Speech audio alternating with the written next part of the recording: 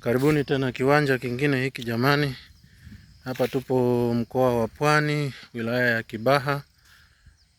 Unaingilia kwa Matias, kwa wale wanaofahamu, kama unatoka mjini Dar es Salaam unaingia mkono wa kulia, unaenda mpaka makao makuu ya jeshi JWTZ Msangani, kisha unakuja eneo linaitwa Madina.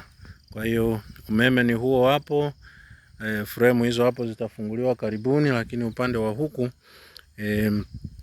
jirani ni huyo hapo, umeme mwingine pia huo hapa, na eneo lenyewe ni hapa tunapoenda. Kwa hiyo hapa ninapopita hapa ni barabara inayokuja kwenye eneo, na ukija upande huu kiwanja chenyewe ni hiki hapa. Kwa hiyo na chenyewe kipo flat, hakina vichaka vya kung'oa. Upande wa huku kina mkorosho huo hapo mkubwa, kina mwembe huo hapo. Upande huku pakani ni humu ninamopita, lakini upande wa huku kuna hii miti kidogo hapa, lakini pia kuna minazi. Na ukipita hapa unakutana na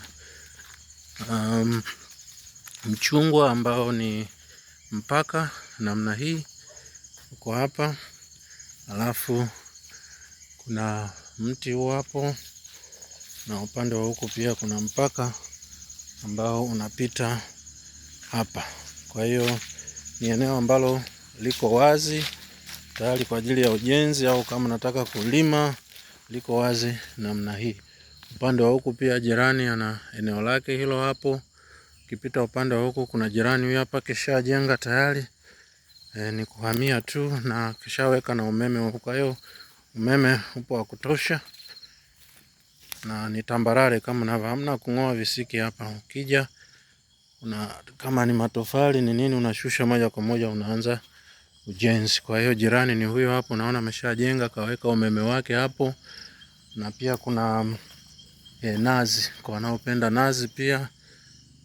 Kuna mpingo huo hapo mkubwa, lakini kuna nazi hapo tayari zinazaa kama unavyoona, za kutosha kabisa. Kwa hiyo ukipata hili eneo wewe unaendelea kula nazi, au ununui nazi tena hapa. Korosho hizo hapo kubwa zinazaa, ukiamua kuziacha zikae kwenye eneo sawa, lakini eneo ni hili hapa. Kwa hiyo karibuni sana jamani. Bei ni rahisi kabisa, hii ni robo eka, eneo liko pamoja. Ni milioni 19 tu. Karibuni sana. Usisahau kusubscribe ili upate taarifa kama hizi za viwanja, mashamba, nyumba, mabanda yanayokodishwa na kuuzwa. Kama hivi unaona watu wanapita barabarani pale, panafikika hata ukiwa na wheelchair hapa, yani huhangaiki kabisa. Jamani, karibuni sana. Karibuni sana. Msahau kusubscribe. Asante kwa kutazama na Mungu akubariki. Lakini kama na wewe una eneo lako unauza, tuwasiliane. Asante sana kwa kutazama.